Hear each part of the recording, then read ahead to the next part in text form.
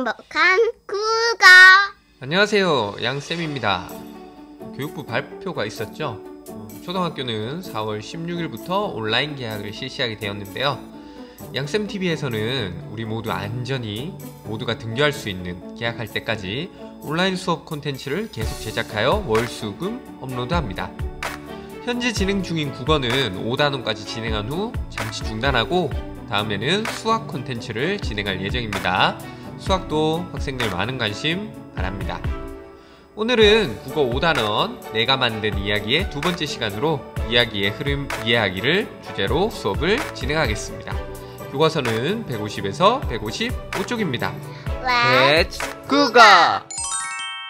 운동회인가봐요. 아이들이 아주 열심히 달리고 있네요. 어때요? 우리 모두 달리기를 해본 경험이 있죠? 달리기를 잘해서 매번 1등을 하는 친구도 있는 반면에 선생님은 학교 다닐 때 달리기를 잘하지는 못했어요. 그래서 달리기에 대해서 좋은 추억이 많지는 않아요. 여러분은 어떤가요? 오늘은 달리기와 관련된 글을 하나 읽고 그 이야기를 흐름에 따라 한번 파악해 보도록 하겠습니다. 아름다운 꼴찌. 글 이철환. 종례 시간, 선생님이 반 아이들에게 말했습니다. 다음 주 금요일에 마라톤 대회가 열릴 거예요. 그동안 열심히 연습해서 모두 완주할 수 있도록 해요. 수연이는 마라톤이라는 말에 덜컥 걱정이 되었습니다.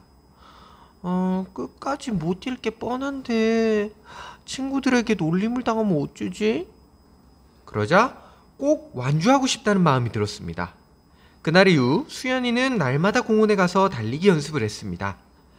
드디어 마라톤 대회가 열리는 날입니다. 화창한 날씨는 수연이의 마음을 설레게 했습니다. 우리 아들 파이팅! 마라톤 잘 뛰고 와! 엄마 아빠도 수연이에게 힘을 불어넣어 주었습니다. 출발선에 섰을 때 같은 반 친구인 재혁이가 수연이의 등을 토닥이며 싱긋 웃어 보였습니다. 수연이는 끝까지 포기하지 않겠다고 다짐했습니다. 탕! 출발을 알리는 총소리가 하늘을 가르자 가벼운 발걸음들이 앞을 향해 내달리기 시작했습니다. 한참을 달리다 경사진 언덕을 오를 때였습니다. 갑자기 가슴이 뻐근해지고 어질어질 현기증이 일었습니다. 다른 친구들은 이미 수연이를 앞질러 간 상태였습니다. 숨이 차서 더는 못 달리겠어. 수연이는 너무 힘든 나머지 도중에 포기해야 되겠다고 생각하고는 몇 걸음 천천히 걸었습니다. 그때 등 뒤에서 사람들의 환호 소리가 들렸습니다. 와, 조금만 더 힘내요! 그것은 수연이와 100m 이상 떨어진 거리에서 쓰러질 듯 달려오는 한 친구에게 보내는 격려의 목소리였습니다. 수연이는 꼴찌가 아니라는 사실에 안도하면서 조금씩 힘을 내기 시작했습니다. 이제 거의 다 왔어. 나도 조금만 더 힘을 내자. 수연이는 숨이 턱까지 차오르고 땀이 비오듯 흘렀지만 마지막까지 온 힘을 다해 뛰기로 마음먹었습니다. 드디어 결승점에 도착했습니다. 깊은 숨을 훅훅 몰아쉬는 수연이의 가슴이 산처럼 솟았다 가라앉기를 여러 차례 반복했습니다. 선생님과 친구들은 끝까지 포기하지 않고 달린 수연이를 향해 뜨거운 박수를 보냈습니다. 수연이는 꼴찌로 들어올 친구를 기다렸습니다. 그 친구에게 응원의 박수를 보내주고 싶었습니다. 그런데 잠시 후 그 친구가 결승점을 얼마 남기지 않고 경기를 포기했다는 사실을 알게 되었습니다. 수연이는 왠지 마음이 아팠습니다. 집으로 돌아온 수연이는 아빠 엄마에게 마라톤에서 완주한 일을 몇 번이고 자랑했습니다. 내 뒤에서 달려오던 친구가 없었다면 나도 중간에 포기하고 말았을 거예요. 아빠와 엄마는 그런 수연이가 무척 대견했습니다. 그날 밤 모두가 잠든 시각이었습니다. 안방 문틈 사이로 아빠의 낮은 신음소리가 들렸습니다. 그리고 가느다란 엄마의 목소리가 들렸습니다. 당신도 몸이 약한데 수연이 뒤에서 함께 뛰다니 너무 무리한 것 같아요. 병원에 안 가도 되겠어요? 수연이는 그제야 알았습니다. 자신의 뒤에서 꼴찌로 달렸던 사람은 바로 아빠였던 것입니다. 와, 글 마지막에 있는 반전에서 막 소름이 돋았어요. 참 감동적이면서도 재밌는 이야기였네요. 이야기의 흐름을 파악하여 주제를 알아보기 전에 먼저 질문을 통해서 내용을 파악해 봅시다. 첫 번째 질문. 마라톤 대회의 출발선에서 수연이는 어떤 다짐을 했나요? 끝까지 포기하지 않겠다고 다짐했습니다. 두 번째 질문.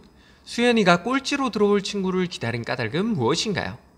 힘들어도 포기하지 않고 달렸던 친구에게 응원의 박수를 보내주고 싶었기 때문입니다. 세 번째 질문. 아빠가 꼴찌로 달렸던 까닭은 무엇인가요? 수연이에게 용기를 주기 위해서입니다. 좋아요. 그럼 이제는 이야기의 흐름을 이해하기 위해 일어난 일을 장면들과 함께 정리해 볼게요. 읽었던 글과 장면을 함께 떠올리며 이야기의 흐름을 한번 정리해 보세요. 1. 마라톤 대회에 참가하려고 수연이는 달리기 연습을 한다.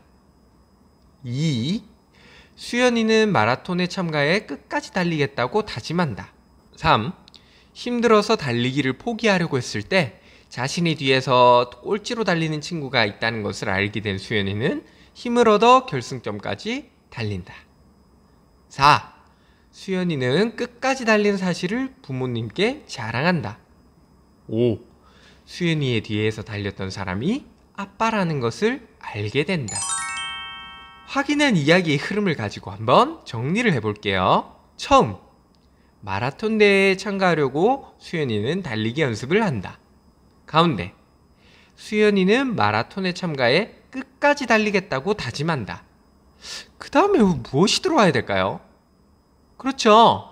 힘들어서 달리기를 포기하려 했을 때 자신의 뒤에서 꼴찌로 달리는 친구가 있었다는 것을 알게 된 수연이는 힘을 얻어 어디까지? 결승점까지 달렸다.